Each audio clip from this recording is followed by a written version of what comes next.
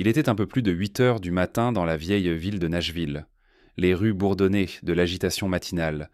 Les gens se pressaient d'eau pour aller au travail, les freins des bus crissaient brusquement, et les propriétaires de magasins déverrouillaient entre leurs portes avec un cliquetis. L'air frais de l'automne était imprégné de l'arôme de café torréfié et de bacon grésillant, attirant une file d'habitués vers un petit food truck niché à l'angle des rues Pine et Fourth. Le food truck, peint dans des tons chauds dansants de jaune et d'orange, se détachait comme un lever de soleil sur roue. Son menu, écrit à la main sur un tableau noir, était déjà légèrement effacé par le début de journée chargée. Caleb Walker se tenait dans cette file. Son manteau bleu marine sur mesure était déboutonné, et sa cravate en soie était desserrée à son col. D'une main, il tenait un téléphone débordant d'emails non lus et de tensions. De l'autre, éteintant, il passa ses doigts dans ses cheveux et soupira lourdement, le regard perdu dans le vide. Le poids d'une nuit agitée et d'une confrontation matinale en salle de réunion pesait encore sur lui. Pour un homme dont le nom résonnait dans les titres des journaux et les rapports de profit, ce coin de rue avec son food truck était étrangement apaisant, authentique, sans filtre, anonyme. Au moment où il s'avança, prêt à commander, une voix claire s'éleva du camion. « Bonjour tout le monde. Désolé, mais il ne nous reste qu'un seul petit déjeuner. Un seul. » Caleb ouvrit la bouche pour dire « Je le prends, alors. » Mais il fut doucement interrompu. Une femme apparut à la fenêtre, s'essuyant les mains sur un tablier délavé orné de tournesol. « Je crois que M. Hargrove était avant vous, dit-elle. » Son sourire n'était ni mielleux ni condescendant, simplement confiant. Caleb cligna des yeux et se retourna. Derrière lui se tenait un homme âgé avec une canne usée et un insigne de la marine américaine sur sa casquette. L'homme, lui-même un peu surpris, hocha légèrement la tête. Nathalie, la jeune femme blonde qui tenait le food truck, se pencha en avant. « Comme d'habitude, monsieur », demanda-t-elle d'une voix plus douce. Les yeux du vieil homme s'illuminèrent. « Vous vous en souvenez ? » ?»« Bien sûr, œuf sans fromage avec un supplément de salsa. C'est déjà en préparation. » Alors qu'elle se tournait pour préparer la commande, Caleb resta immobile. Il n'était pas offensé, juste pris au dépourvu. Il ne se souvenait pas de la dernière fois que quelqu'un avait ignoré son statut ou sa position dans le monde. Il jeta un coup d'œil à sa montre, puis de nouveau au camion. Personne d'autre ne semblait en surpris. « Eh bien, c'est juste, » dit-il à voix basse, mais avec une pointe d'amusement. Sans se retourner, Nathalie répondit d'un ton pragmatique. « Je gère cet endroit comme ma grand-mère gérait sa cuisine. Premier arrivé, premier servi. Peu importe que vous soyez un milliardaire ou un boulanger. » Elle dit cela avec désinvolture, sans la moindre trace de sarcasme. Elle n'avait aucune idée de qui il était, ou peut-être qu'elle le savait, mais s'en fichait. Caleb rit doucement, sincèrement. Il y avait longtemps qu'il ne s'était pas senti aussi invisible. Et étrangement, c'était agréable. « D'accord, dit-il, en inclinant légèrement la tête. Je suppose que je prendrai ce qu'il reste. » Nathalie se retourna alors et croisa son regard pour la première fois. Elle était plus jeune qu'il ne l'avait imaginé, la trentaine peut-être. Ses cheveux blonds étaient attachés en un chignon désordonné, et ses yeux étaient vents d'un bleu si calme qu'il lui rappela un lac oublié de son enfance. « Heureusement pour vous, dit-elle en haussant un sourcil de manière espiègle, nous ne sommes jamais à court de café. » Elle lui tendit un gobelet en carton d'où s'échappait un croquant des volutes de vapeur. Pas de fioritures, pas de logo, juste un café chaud et honnête. Il le prit, et leurs doigts s'effleurèrent un instant. Ses mains étaient chaudes, réelles, sans manucure ni vernis. Seule une fine bague en argent à son doigt et un léger parfum de cannelle. Alors qu'il s'écartait pour laisser passer le client suivant, il la regarda à nouveau. Elle lui tournait déjà le dos, s'occupant de sa plaque de cuisson. Pendant un instant, le monde autour de lui ralentit. Puis, doucement, dans un murmure à peine audible, il demanda « Tu te souviens encore de moi ?» Elle s'arrêta. Sa tête ne tourna que légèrement, et un pli se forma entre ses sourcils. « Pardon ?» demanda-t-elle, mais sans agressivité. Caleb esquissa un faible sourire et secoua la tête. « Rien, j'ai juste eu l'impression que votre visage m'était familier. » Nathalie lui offrit un demi-sourire, déjà concentré sur la commande suivante. Elle n'avait aucune idée que l'homme à qui elle venait de servir un café sans flatterie ni obséquiosité était Caleb Walker, milliardaire, PDG d'ITA, une légende du classement Forbes, 30 de moins de 30 ans. Et plus important encore, elle ne savait pas qu'il était le même garçon affamé à côté de qui elle s'était assise un jour sur les marches froides en ciment d'un refuge, lui offrant la moitié de son sandwich et un sourire qui lui avait sauvé la vie. Elle ne s'en souvenait pas encore, Mais lui, il se souvenait de tout. Le lendemain matin, juste après l'aube, le vrombissement familier des pneus se fit entendre à l'angle de Pine et Fourth. Caleb Walker était assis tranquillement à l'arrière de sa berline noire élégante, regardant par la fenêtre, non pas les cours de la bourse ou les rapports d'acquisition, mais cherchant du regard le food truck jaune et orange. « Au même endroit, monsieur Walker ?» demanda son chauffeur. Caleb hocha la tête. « Au même endroit. » Au moment où il posa le pied sur le trottoir, une petite file s'était déjà formée. Les habitués discutaient, se réchauffant les mains avec des gobelets de café. Et la voilà, Nathalie versant du sirop sur des gaufres pour un jeune enfant et sa mère. La lumière du soleil jouait dans les mèches de ses cheveux dorés. Il reprit tranquillement sa place dans la file. Le troisième matin, Nathalie leva les yeux et sourit en coin. « Encore vous ?» dit-elle, lui versant déjà une tasse de café noir. « Je commence à croire que vous ne vivez pas vraiment dans votre tour de bureau. » Caleb sourit. « J'aime votre café. »« C'est ça, dit-elle.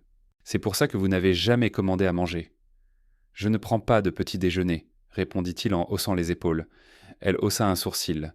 « Vous ne commandez jamais à manger. »« Vous suivez un régime de milliardaire ou quelque chose comme ça ?» Il cligna des yeux. « Quelque chose dans ce genre. » Elle sourit. « Eh bien, se contenter de café ne forge pas une personnalité. » Et pour la première fois depuis une éternité, Caleb rit. Un rire authentique et spontané. Pas pour les affaires, pas pour les apparences. « C'est vrai, dit-il en prenant une gorgée. J'essaierai de me forger une personnalité d'ici demain. » « Parfait. Le sarcasme est chemin gratuit ici, mais les muffins, il faut les mériter. » Leurs plaisanteries devinrent un rituel silencieux. Nathalie remarqua qu'il hésitait toujours avant de commander. Ses yeux parcouraient le menu comme s'il voulait demander autre chose, mais il ne le faisait jamais. Pourtant, elle mémorisa ses préférences. Torréfaction moyenne, sans crème, un sucre, remué exactement après la troisième gorgée. Et Caleb, il remarquait tout, la façon dont elle se penchait pour lasser les chaussures d'une petite fille, comment elle glissait toujours un petit pain supplémentaire à Monsieur Lorenzo dans son fauteuil roulant, comment elle fredonnait doucement en essuyant les distributeurs de serviettes. Il voyait la gentillesse dans chacun de ses gestes, simple, naturel. « Vous vous souvenez toujours de ce que les gens aiment ?» dit-il un matin alors qu'elle lui tendait son café. Nathalie leva les yeux. « C'est un peu mon travail, non ?»« Non, répondit Caleb. Tout le monde ne le fait pas comme vous. » Il y avait quelque chose de vulnérable dans sa voix. Nathalie pencha la tête, essayant de le comprendre, mais d'autres clients arrivèrent et l'instant s'envola. Cette nuit-là, dans son appartement, perché au sommet d'un gratte-ciel, Caleb se versa un verre et ouvrit une petite boîte en bois qu'il n'avait pas touchée depuis des années. À l'intérieur se trouvait une serviette en papier marron, froissée et délavée, douce et usée. L'encre avait presque disparu, mais les mots étant dorment toujours là. « N'oublie pas que tu as un avenir ». L'écriture était enfantine et maladroite. Il se souvenait de la fille dans la file de la soupe populaire du refuge. Elle avait coupé son sandwich en deux et le lui avait tendu, même si elle n'avait manifestement pas grand-chose pour elle-même.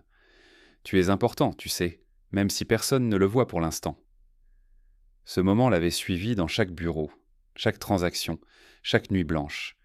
Et maintenant, il était presque certain que c'était elle. Pendant ce temps, à l'autre bout de la ville, Nathalie était assise en tailleur sur le sol de son appartement, fouillant dans une boîte en fer blanc remplie de souvenirs. De vieux boutons, un bracelet de camp de vacances, des photos Polaroid délavées. Et tout au fond, une serviette en papier, froissée et fragile. Elle la déplia lentement. « N'oublie pas que tu as un avenir. » Son souffle se coupa. Elle se souvenait de ce garçon près du refuge, une veste sale, les poings serrés, et des yeux pleins d'une douleur silencieuse. Elle lui avait offert son sandwich. Il n'avait pas dit un mot, mais quelque chose dans son visage était resté gravé dans sa mémoire toutes ces années. « Est-ce que c'est vraiment lui ?» murmura-t-elle dans le silence. « C'est toi ?» Dehors, la ville continuait de vivre. Les voitures klaxonnaient, les trains gémissaient au loin. Mais quelque chose commençait à bouger. Le fil d'un souvenir se resserrait. Aucun d'eux ne le savait encore. Mais le passé venait de se fissurer et une histoire qui avait commencé avec un sandwich partagé était sur le point de recommencer. La pluie arriva soudainement, dévalant les collines de Nashville comme si elle avait attendu toute la journée pour se déchaîner. Un instant le ciel était couvert, l'instant d'après un coup de tonnerre éclata et les rues devinrent argentées sous les lourdes gouttes. Les parapluies s'épanouirent le long des trottoirs. Les gens se précipitèrent pour s'abriter, et la file devant le food truck Don Bites se dispersa comme une volée d'oiseaux effarouchés. Nathalie était déjà dehors, se dépêchant de plier les chaises et de couvrir les récipients de condiments. L'auvent claquait violemment dans le vent alors qu'elle luttait avec une table récalcitrante. Sa queue de cheval était trempée, des mèches de cheveux dorés collaient à sa joue, mais elle continuait. « Sale bête !» marmonna-t-elle en donnant un coup de pied dans l'un des pieds de la table. « Laissez-moi vous aider. » La voix la surprit. Profonde, calme, familière. Elle se retourna et le vit. Caleb tenant un grand parapluie noir au-dessus d'eux, sa chemise était déjà mouchetée de gouttes de pluie et ses cheveux sombres, humides, collèrent à son front. « Vous allez être trempé, dit-elle. « Il est trop tard pour ça, sourit-il en saisissant l'autre bout de la table et en l'aidant à la plier. En quelques secondes, soin important, tout fut rangé et verrouillé. Nathalie se glissa sous l'auvent du camion, frissonnant légèrement. Caleb la suivit, tenant toujours le parapluie au-dessus de sa tête, bien qu'il soit techniquement déjà à l'abri. « Merci, dit-elle en secouant l'eau de ses mains. La plupart des gens se seraient simplement enfuis. » Il la regarda en silence un instant. « Tu n'es pas comme la plupart des gens. » Il y eut une pause. La pluie tambourinait sur le toit en tôle au-dessus d'eux, un rythme doux et régulier. Puis il demanda, d'une voix plus douce qu'elle ne l'avait jamais entendue. « Crois-tu que les gens peuvent changer à cause d'un seul instant ?»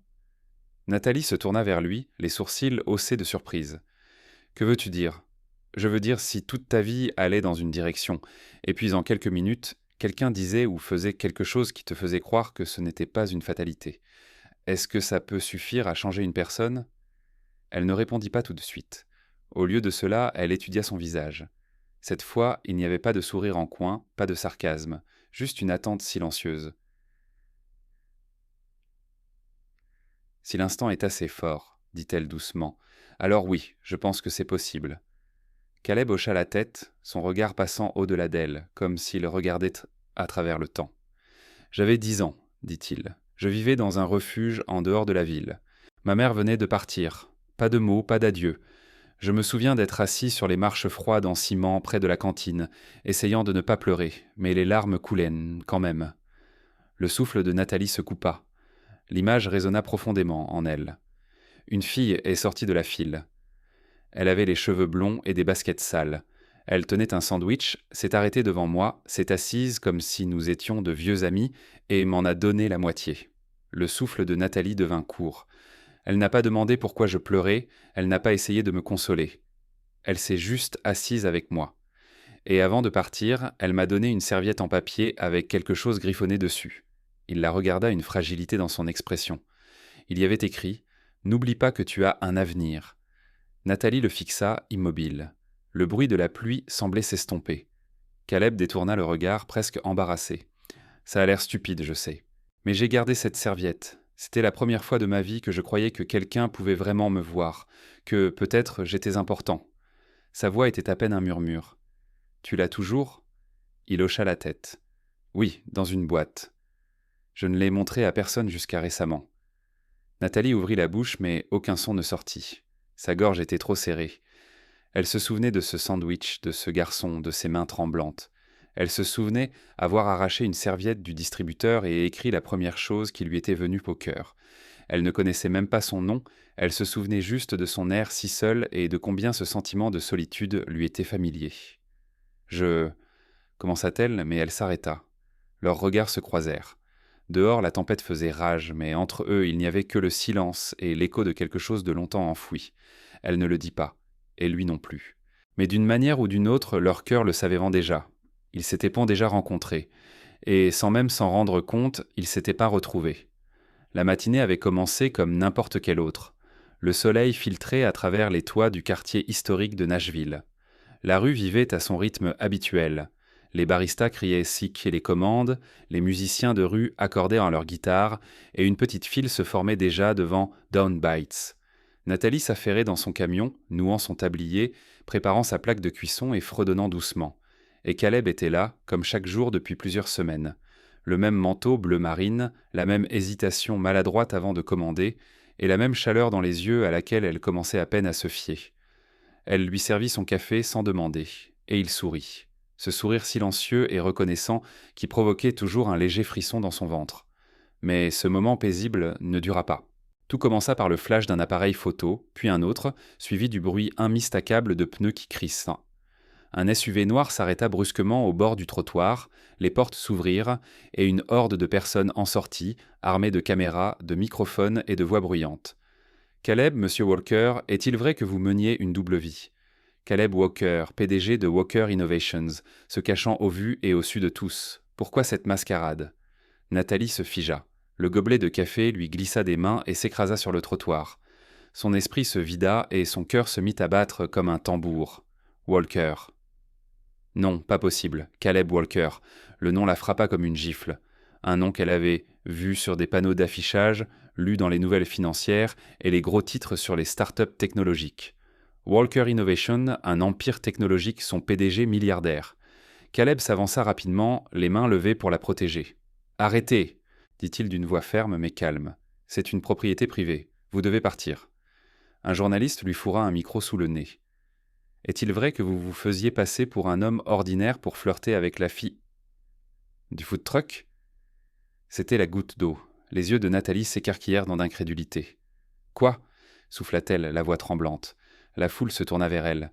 Les caméras étaient maintes et braquées sur elle, les téléphones levés. Mais elle ne se souciait pas de cette attention. Son regard était fixé uniquement sur lui. « Tu, murmura-t-elle, tu es ce Caleb Walker. » Il essaya de parler, mais elle le coupa. « Donc, le gars qui bégayait en commandant un café, qui a partagé un grilled cheese dans ma cuisine, qui a écouté des histoires sur mon frère, tout ça n'était qu'un jeu ? » « Non, Nathalie, je te jure que ce n'était pas un jeu, » s'exclama Caleb désespérément en s'avançant vers elle. « Alors c'était quoi ?» Sa voix devint tranchante de trahison. « Qu'est-ce que tu m'as caché d'autre ? Ton nom de famille ? Ton entreprise ? Ta fortune ?» La foule chuchotait, se délectant du drame. Plusieurs personnes filmaient la dame en la scène avec leur téléphone. Caleb se tourna vers eux, furieux. « Éteignez ça. Ce n'est pas une conférence de presse. » Mais il était trop tard. Nathalie se tenait droite, les bras croisés sur sa poitrine, la mâchoire serrée pour retenir les larmes. « Propriété privée » répéta-t-elle amèrement. « Comme nos dîners, nos histoires, nos rires. » Le visage de Caleb se crispa de douleur. « Je n'ai pas menti pour te manipuler. Je ne suis pas venu ici pour te tromper. »« Alors pourquoi as-tu menti ? » ?»« Parce que je ne voulais pas que tu me regardes comme tout le monde, » cria-t-il. « Je voulais juste que tu me voies pour qui j'étais. Pas un portefeuille, pas un PDG. Juste moi. » Nathalie déglutit difficilement. Ses mains tremblaient. « Eh bien, il est trop tard pour ça. » Elle se détourna et retourna dans son food truck. L'odeur d'oignons grillés et de pâtes fraîches emplit ses narines, mais maintenant elle semblait étrangère, comme si elle appartenait à l'histoire de quelqu'un d'autre. Caleb resta figé dehors. Les flashs des appareils photo crépitèrent encore autour de lui, mais la seule chose qu'il voyait était son dos, ses épaules tendues, sa tête baissée, et son cœur qui s'éloignait. De lui, il tendit la main. « Nathalie, s'il te plaît. » Sa voix était à peine audible. Elle ne se retourna pas. Elle n'en avait pas besoin. La porte claqua derrière elle et le silence qui suivit fut plus assourdissant que tout ce que les caméras auraient pu capturer. Les rues de Nashville étaient devenues plus calmes. Don Bites avait disparu. Le food truck n'était pas seulement fermé pour la journée. Il n'était plus là. Le camion autrefois coloré, qui apportait chaleur et communauté à l'angle de Pine et Rosewood, se trouvait maintenant abandonné derrière une clôture verrouillée dans un parc de réparation poussiéreux. Nathalie était assise dans sa minuscule cuisine, regardant une annonce sur son ordinateur portable. « Food truck d'occasion à vendre. Bon état. A besoin d'amour. » Le mot « amour » la brûlait. Lucas, son frère, entra dans la pièce, se frottant les yeux, toujours en pyjama. Il ne parlait pas beaucoup le matin, mais il remarqua le silence qui avait remplacé l'odeur habituelle de bacon et de pain grésillant. « On ne cuisine pas aujourd'hui ?» demanda-t-il doucement. Nathalie cligna des yeux et se détourna de l'écran. Une boule se forma dans sa gorge alors qu'elle s'agenouillait devant son frère. « Non, mon grand, » murmura-t-elle en le serrant dans ses bras. « Pas aujourd'hui. » Ses bras s'enroulèrent autour de son cou. « Mais tu cuisines toujours le vendredi. » « C'est le jour du sandwich de maman. » Un sanglot resta coincé dans sa gorge.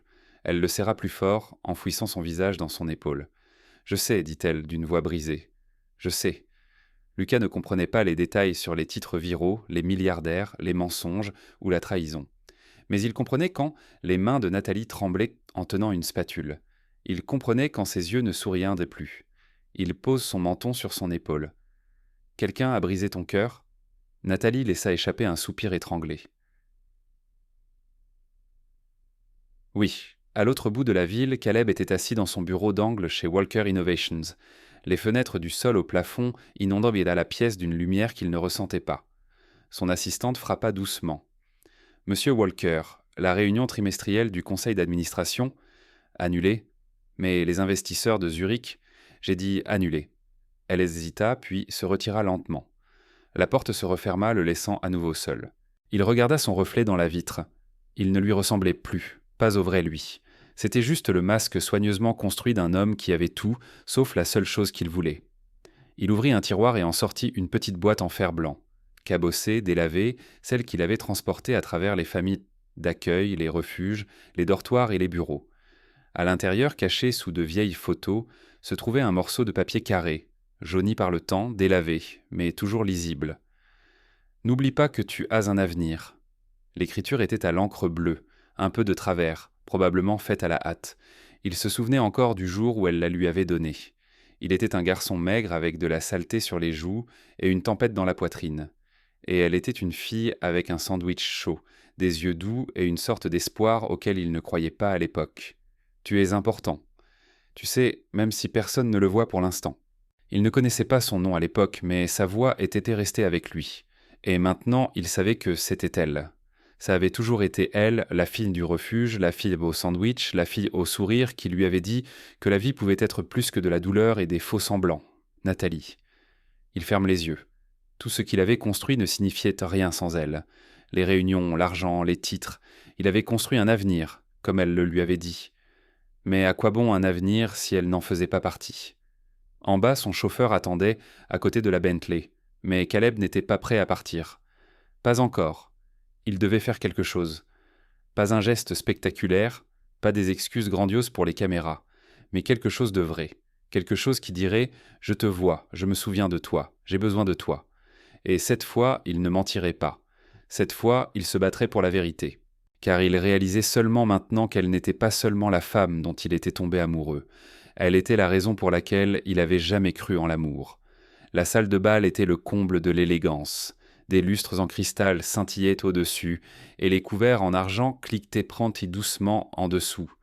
Le gala annuel des prix des petites entreprises de Nashville battait son plein, rempli de costumes impeccables, de robes étincelantes et du bourdonnement feutré des conversations d'affaires.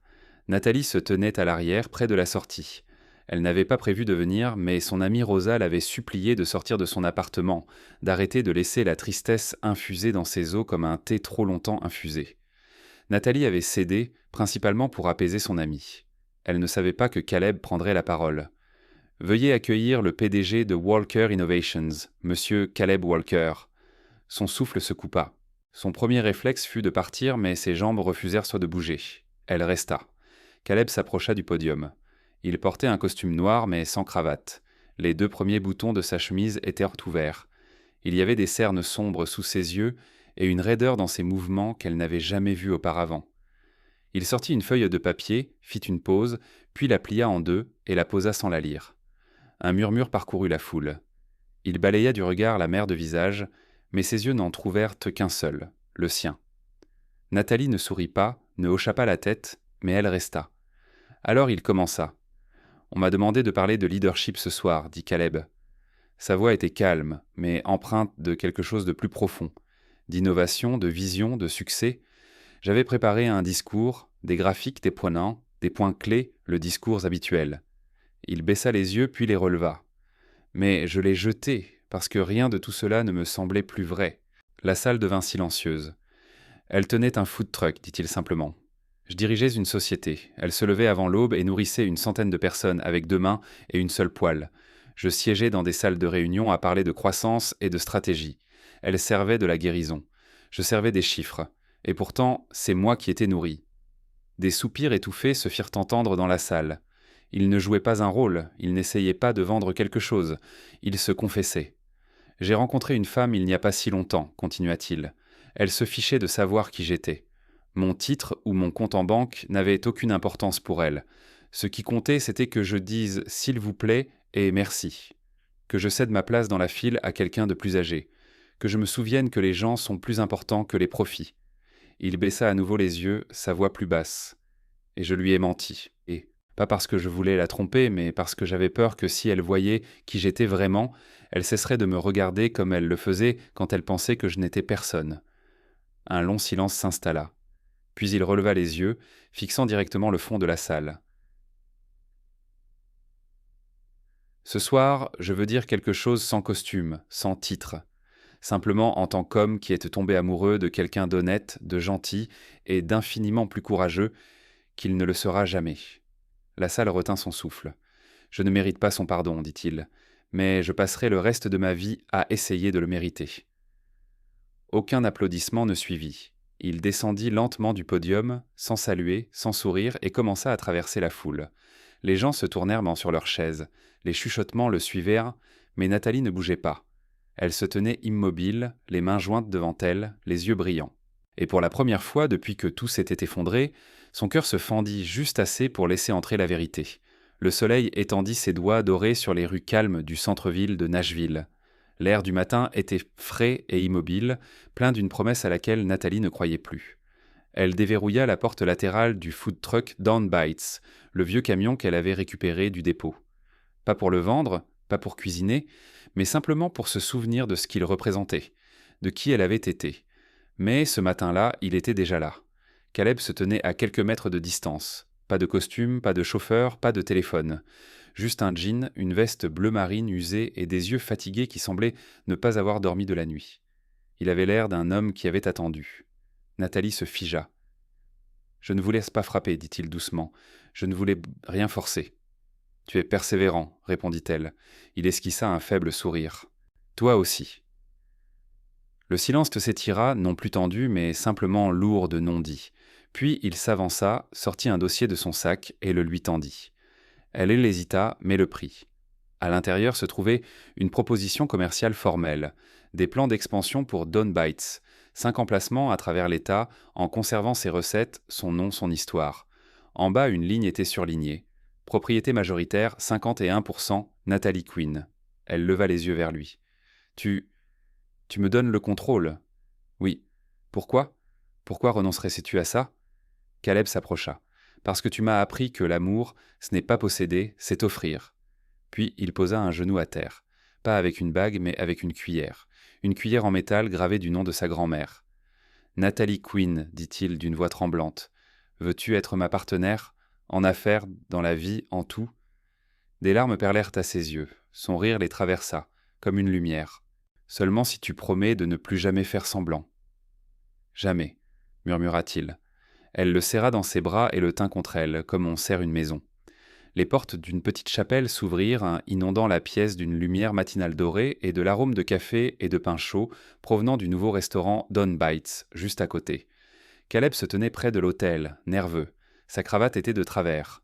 James, son ancien chauffeur et maintenant son témoin, se pencha vers lui. « Elle ne va pas s'enfuir, patron. »« Je sais, » murmura Caleb, « j'ai toujours l'impression de rêver. » Et puis elle apparut. Nathalie remontait l'allée, seule, pas de bouquet, juste cette cuillère gravée, attachée avec un ruban. Sa robe était d'un doux blanc ivoire et ses cheveux dorés, lâchés sur ses épaules, brillaient au soleil. Lucas était assis au premier rang et applaudissait, vêtu d'un costume trop grand pour lui. Des visages familiers de la file du food truck remplissaient pas les bancs. Monsieur Hargrove, Rosa, Miguel l'ouvrier en bâtiment, assis à côté de membres du conseil d'administration et de dirigeants. C'était une famille non pas par le sang, mais par la nourriture, le pardon et les secondes chances. « Tu es parfaite, » murmura Caleb. « Tu n'es pas si mal en costume, le milliardaire, » répondit-elle. Le prêtre sourit. « Caleb Walker, acceptez-vous de prendre Nathalie Quinn pour épouse, partenaire égale et dégustatrice de minuit ? Je l'accepte, chaque matin, chaque nuit, pour toujours. Et vous, Nathalie Quinn, acceptez-vous de prendre Caleb Walker pour époux, cofondateur et directeur financier au Grand Cœur ? Je l'accepte, dit-elle en riant à travers ses larmes, même s'il ne sait toujours pas faire cuire un œuf. Le baiser fut imparfait, joyeux, réel. À la réception voisine, les murs étaient décorés de serviettes encadrées, de mots de remerciements manuscrits et d'un seul carré de papier au centre de tout. « N'oublie pas que tu as un avenir. » Au-dessus, une nouvelle enseigne brillait. Down Bites, une histoire d'amour dans chaque plat. Parce que certaines histoires d'amour ne commencent pas par un coup de foudre. Elles commencent avec des sandwichs, de petits actes de gentillesse et le courage de revenir, même quand ça fait mal. Et maintenant, ils étaient enfin rentrés à la maison. Merci de nous avoir rejoints dans ce voyage touchant sur l'amour, les secondes chances et les liens inattendus. Si l'histoire de Nathalie et Caleb a touché votre cœur, vous a fait sourire ou vous a redonné foi en l'amour, alors nous avons réussi notre mission.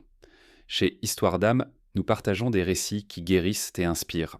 Cliquez sur le bouton « J'aime », abonnez-vous et activez les notifications pour ne jamais manquer un moment qui compte. Dites-nous dans les commentaires quelle partie de l'histoire vous avez préférée. Nous serions ravis de vous lire. À bientôt. Continuez de croire aux histoires qui touchent l'âme. C'est Histoire d'âme.